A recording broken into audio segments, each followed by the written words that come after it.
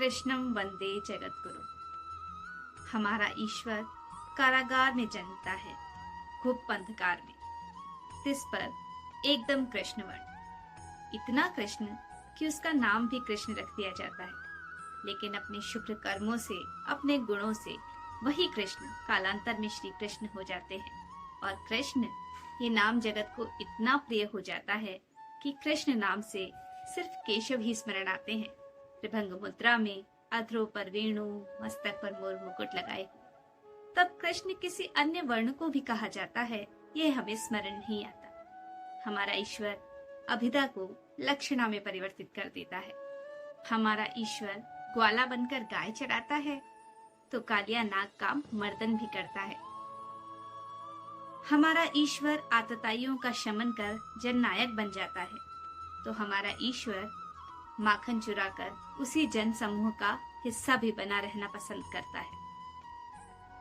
वह इतना अधिक मनुष्य है, इतना अधिक मानव है कि इंद्र जैसे देवता की उपासना की जगह वह गोवर्धन को पूजने पर बल देता है। देखा जाए तो गिरधर बन जाना और इंद्र के कोप से उसी गोवर्धन को आश्रय बनाकर समूचे ब्रज को बचा लेना देवताओं पर प्रकृति की प्रधानता सिद्ध करने का उसका एक तरीका है, एक प्रतीक है। वे कृष्ण हैं, लेकिन कन्हैया होना कभी नहीं भूलते। कृष्ण सुदामा के रूप में मैत्री का ऐसा अनुपम आदर्श प्रस्तुत करते हैं कि आज तक उसकी मिसाल दी जाती है। ये कृष्ण ही हैं जो 3 मुट्ठी चावल की भेंट पर 3 लोक दे देने का साहस रखते हैं। हमारा ईश्वर द्रौपदी के चीर हरण पर जब सभा में उपस्थित सारा भद्र समूह अंधा हो जाता है, तब द्रौपदी की लज्जा की रक्षा भी करता है, क्योंकि हमारा ईश्वर अन्याय के प्रतिरोध के लिए किसी आकाशवाणी की प्रतीक्षा नहीं करता। हमारा ईश्वर अन्याय का प्रतिकार करने का साहस देता है और इसीलिए पांचाली सबसे अधिक कृष्णा कहना पसंद करती है कि कृष्ण सरल है, सहज है और इसीलिए कृष्ण है। ईश्वर इतना संयमी है कि शिशुपाल के 99 अपशब्द सुनकर भी मौन रहता है, लेकिन उसके बाद अपना सुदर्शन चक्र धारण कर शिशुपाल के प्राण हरने में 1 सेकंड की देर नहीं लगाता।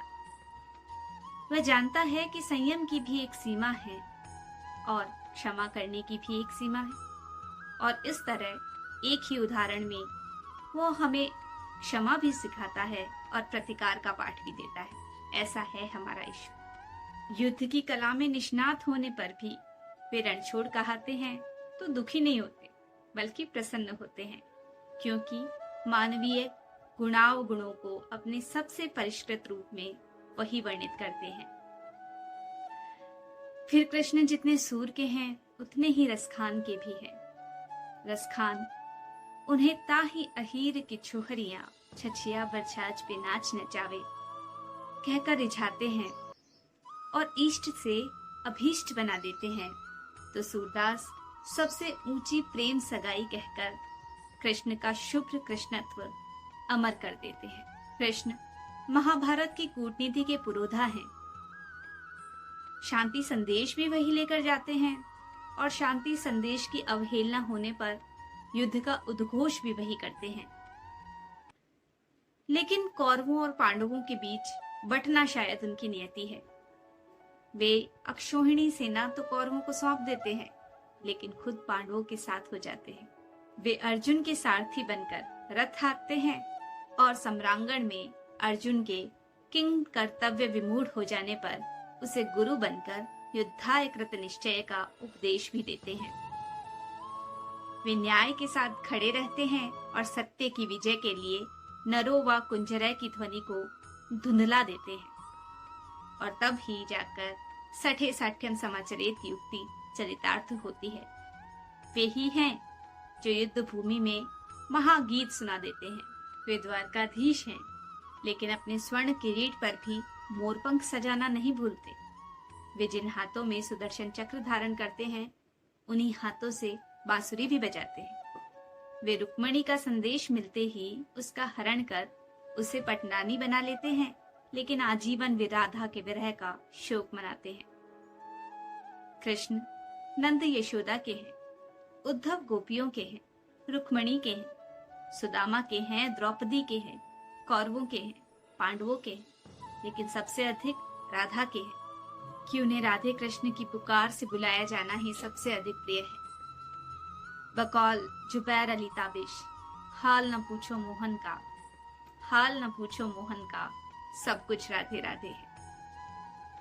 कृष्ण में मनुष्यत्व सबसे अधिक है और देवत्व सबसे कम, और इसीलिए शायद वे मनुष्यों के सबसे अधिक निकट हो सके हैं। वे एक ऐसे देवता हैं जिनकी तस्वीर घर में रखकर गर्भिणी स्त्रियां उनके जैसा पुत्र चाहती है, युवतियां उनके जैसे प्रेमी की कामना करती हैं, मित्र चाहते हैं कि उनका मित्र हो तो कृष्ण जैसा हो, कि कृष्णत्व से शुभ कुछ नहीं है।